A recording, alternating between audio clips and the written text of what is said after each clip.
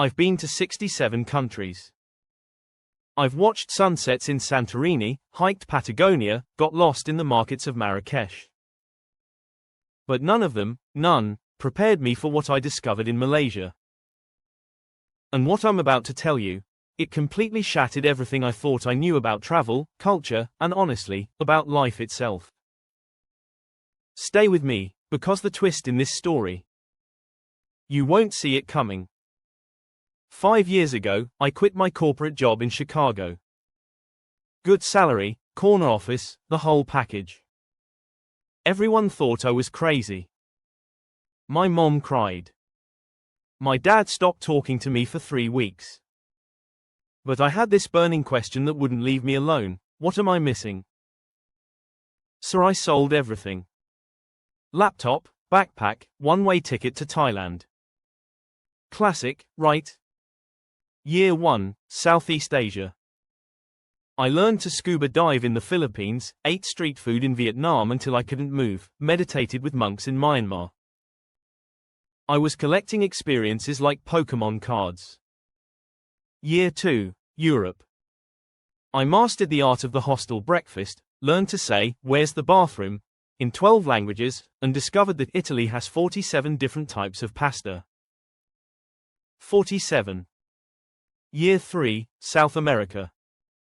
I danced salsa in Colombia, terribly, climbed Machu Picchu, survived a 22-hour bus ride through Bolivia where the bathroom was. Let's not talk about the bathroom. Year 4, Africa and the Middle East. I tracked gorillas in Rwanda, got lost in Istanbul's Grand Bazaar, watched the sunrise over the Sahara Desert. I was becoming the person I always wanted to be. Cultured. Worldly. Enlightened. But here's what nobody tells you about long-term travel. By year 5, something was wrong. Every new city started looking the same. Every temple, every beach, every authentic local experience began to blur together. I was physically traveling, but mentally, I was stuck. I'd wake up in a new hostel and have to check my phone to remember which country I was in. The Instagram posts kept coming. The smiles looked real. But inside, I was empty. I had a list, a massive Google spreadsheet of 147 countries I wanted to visit before I turned 40. Malaysia was just number 68. A checkbox. A stopover between Thailand and Indonesia. I gave myself 2 weeks. Kuala Lumpur, Penang, maybe catch the orangutans in Borneo if I had time. I booked the cheapest hostel in KL. 8-bed dorm. Shared bathroom. You know the drill. What I didn't know was that this random decision, this throwaway stop on my checklist, was about to flip my entire world upside down. And it started in the most unexpected place. A Mamak stall. That's a 24-hour open-air restaurant for those who don't know. It was 11 p.m. I was jet-lagged, hungry, and honestly a bit grumpy. The hostel receptionist, a guy named Kumar, told me, "Forget your fancy tourist restaurants. You want real Malaysia? Go to the Mamak down the street. Order roti canai and teh tarik." Trust me. So I went. The place was packed. And here's where it gets interesting. At one table, a Malay family in traditional dress, the mother wearing a beautiful hijab. Next table, Chinese guys in business suits, loosening their ties, laughing loud. Behind them, Indian uncles playing chess, speaking rapid-fire Tamil. At the counter, a Chinese Malaysian woman taking orders in Malay, switching to English, then to Mandarin, then back to Malay, all in one breath. And they were all eating together. Laughing together. Existing in the same space like it was the most natural thing in the world. Now, I'd seen diversity before. I'd been to New York, London, Dubai. But this was different. This wasn't diversity in separate neighborhoods. This wasn't multiculturalism with invisible lines. This was integration. Harmony. I didn't have a word for it yet. I ordered my roti canai. The guy making it, throwing dough in the air like a pizza chef, smiled and asked where I was from. America, I said. Ah, first time Malaysia? Yeah, just passing through. He laughed. Everyone says passing through. Nobody just passes through Malaysia. I had no idea how right he was. But here's the thing that happened next that changed everything. The next morning, I did what every tourist does. I went to the Petronas Towers. Took the selfie. Checked the box. But then I got lost. Like, properly lost. I ended up in Kampung Baru, this traditional Malay village that somehow exists in the middle of modern Kuala Lumpur. Wooden houses on stilts. Chickens in yards. Surrounded by skyscrapers. An elderly woman saw me looking confused and waved me over. Her name was Mak Sik Zainab. She spoke almost no English. I spoke no Malay. But she gestured for me to sit, and within minutes, I had a plate of nasi lemak in front of me. Her daughter came out, she spoke English. We talked for 3 hours.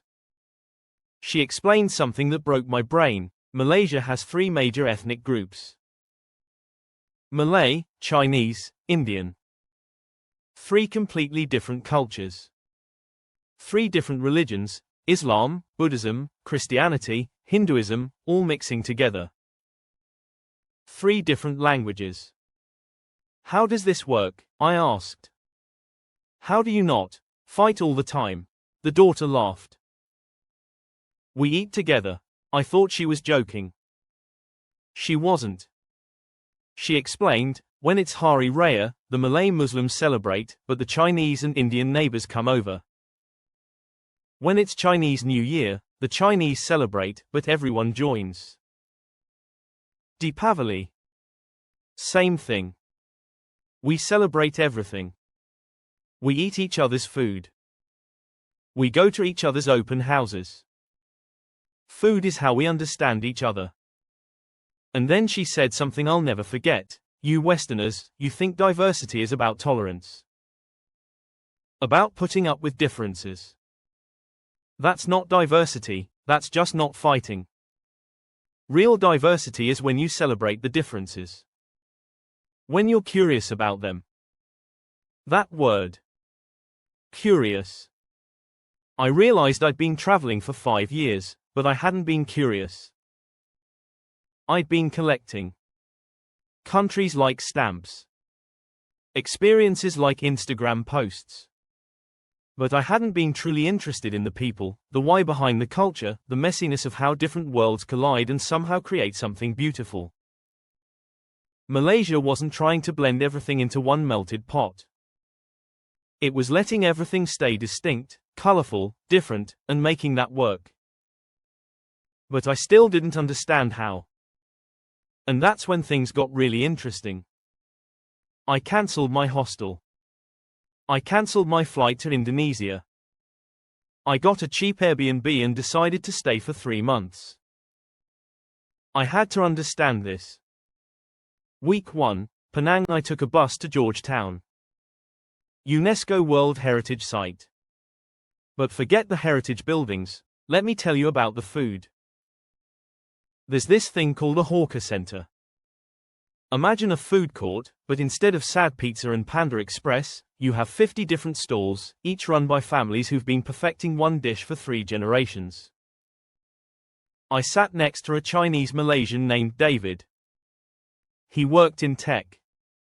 Spoke English, Mandarin, Malay, and Hokkien. 4 languages. Casually. How? I asked. We have to, he said. My clients are Malay.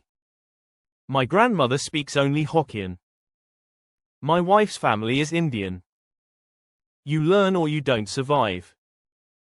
But here's the crazy part. He didn't say it with resentment. He said it with pride. We ended up talking for hours. He explained something called Bahasa Rojak, mixed language.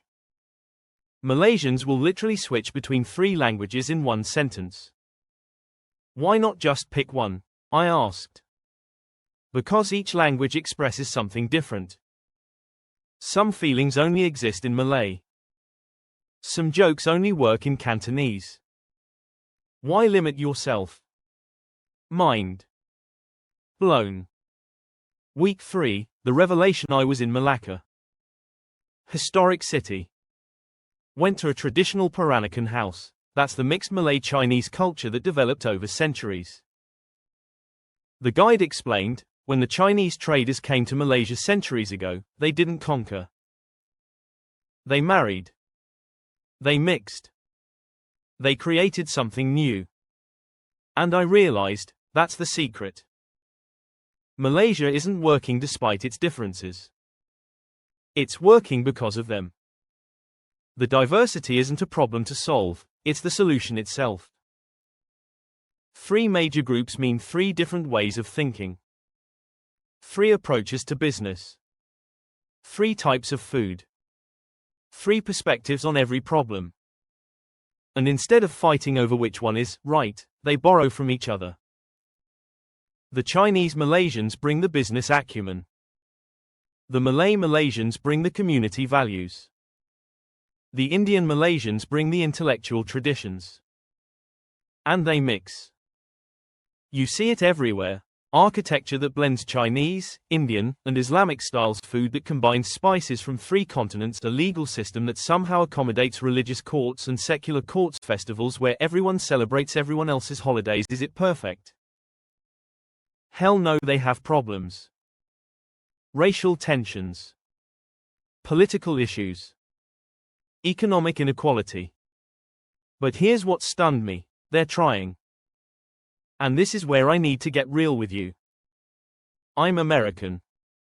I spent 5 years traveling, partly because I was running away from America's problems. The division. The left versus right. The us versus them. The constant fighting. I thought other countries must have it figured out. Spoiler alert, most don't. Europe. Beautiful, but ask them about immigration and watch the conversation get ugly. Australia. Amazing, but the indigenous communities would have some thoughts. Even the progressive countries I'd visited had deep, unspoken divisions. But Malaysia showed me something different. Not perfect, different. They have a rotating prime minister system where leadership changes between ethnic groups. It's messy. It's complicated. It doesn't always work. But it's an attempt at sharing power. They have quotas and affirmative action policies that are controversial as hell. But it's an attempt at equity. They have open houses during festivals where strangers literally open their homes to neighbors of different races. It's an attempt at connection. Here's what hit me like a truck. In America, we talk about diversity like it's a goal. Something to achieve. A metric to hit. In Malaysia, diversity isn't the goal. It's the starting point. The question isn't, how do we become diverse? It's, we are diverse. Now how do we make this beautiful? I started thinking about my 5 years of travel differently. I've been to countries that were ethnically homogeneous and called themselves peaceful. But that's not peace, that's uniformity. That's easy mode. Malaysia is playing on hard mode. And they're not perfect, but damn, they're playing. Month 2 in Malaysia, something shifted in me. I stopped trying to see everything. I started having conversations. Real ones. I met a Malay Muslim woman named Aisha who worked in tech and wore a hijab by choice and patiently explained to me why my Western feminist assumptions were limiting. I met an Indian Malaysian named Raj who ran a temple and also loved heavy metal and showed me that identity isn't either or, it's and. I met a Chinese Malaysian named Jennifer who code switched between languages so fast it made my head spin and taught me that flexibility isn't weakness, it's intelligence. And slowly, I realized what had been wrong with my 5 years of travel. I'd been shopping. Culture shopping. Experience shopping. Country shopping. I'd stay in a place for 2 weeks, hit the highlights, take the photos, and move on. I could tell you what things looked like in 67 countries. But I couldn't tell you what they felt like. I'd been a tourist. Not a traveler. And definitely not a learner. Malaysia trapped me, not physically, mentally. It presented me with a puzzle I couldn't solve with a quick visit. A complexity I couldn't capture in an Instagram carousel. You know what I did? I got a part-time remote job. I rented a small apartment in Kuala Lumpur. I started learning Malay. Badly. Very badly. I stopped counting countries. I started counting conversations. Friendships. Moments of genuine confusion followed by genuine understanding. And here's the kicker, the thing that nobody tells you about travel, the goal isn't to see everything. The goal is to understand something. Deeply. Truly. In a way that changes you. So what did Malaysia teach me? Let me break it down. Lesson 1, diversity isn't about tolerance, it's about curiosity. Tolerance is passive. It's, I'll let you exist. Curiosity is active. It's, tell me about your life. The Malaysians don't just tolerate each other, they're genuinely interested in each other's festivals, food, and stories. Lesson 2, identity is plural, not singular. You can be Malay and modern. Muslim and feminist. Chinese and not speak Mandarin. Malaysian and something else. The Western obsession with singular, pure identities is limiting. Humans are complex. Embrace it. Lesson 3, food is the universal language. I know it sounds cheesy, but I watched it happen over and over. Put different people around a table with good food, and walls come down. Not metaphorically, literally. The mamak stalls, the hawker centers, the open houses, they're not just feeding people. They're building bridges. Lesson 4, slow down. My spreadsheet of 147 countries was stupid. I see that now. I was speedrunning life. Malaysia taught me that depth beats breadth. That understanding one place profoundly is worth more than superficially visiting 100. Lesson 5, comfort is the enemy of growth. You know why Malaysia changed me? Because it made me uncomfortable. I couldn't figure it out quickly. I had to sit with complexity. I had to admit I didn't understand. I had to ask dumb questions. That discomfort. That's where learning lives. I ended up staying in Malaysia for 8 months. When I finally left, I was different. Not in a eat, pray, love kind of way. In a I see the world through different eyes way. I went back to America for a visit. And suddenly, everything looked different. The political divisions that seemed inevitable. I'd seen a country manage 3 major ethnic groups without civil war. The cultural clashes that seemed unsolvable. I'd seen people celebrate their differences instead of fighting over them. The idea that we're all too different to get along. I'd eaten at a table where 4 languages were spoken and nobody thought it was weird. I'm not saying Malaysia is perfect or that America should copy it. Every country's different. Different history, different context. But what Malaysia proved to me is that it's possible. That humans from completely different worlds can live together, not just peacefully, but beautifully. It's messy. It's complicated. It requires effort. It requires curiosity. It requires sitting down and eating together even when you're mad at each other. But it's possible. So here's where I am now. I still travel. But differently. I don't have a country count anymore. I don't have a spreadsheet. I stay longer. I dig deeper. I ask more questions. I'm less concerned with seeing the top 10 things, and more interested in understanding the one thing that makes a place tick. And I'll tell you something, I've learned more about humanity in those 8 months in Malaysia than in the previous 5 years combined. Because Malaysia didn't show me what I expected to see. It showed me what I needed to see. That diversity isn't a problem, it's an opportunity. That complexity isn't something to avoid, it's something to embrace. That the goal of life isn't to collect experiences, it's to be transformed by them. So if you're planning a trip, sure, go see the Petronas Towers. Eat the roti canai. Take the selfies. But then do me a favor, get lost. Talk to a stranger. Ask a dumb question. Stay longer than you planned. Let the place change you. Because that's what travel is actually for. Not to see the world. To see yourself differently. Malaysia changed everything for me. Not because it was the most beautiful place I'd visited. Not because it had the best beaches or the most impressive monuments. But because it showed me what's possible when you stop collecting and start connecting. And if that can happen to a burned-out spreadsheet-obsessed traveler from Chicago, it can happen to anyone. Thanks for sticking with me to the end. If this story resonated with you, let me know in the comments.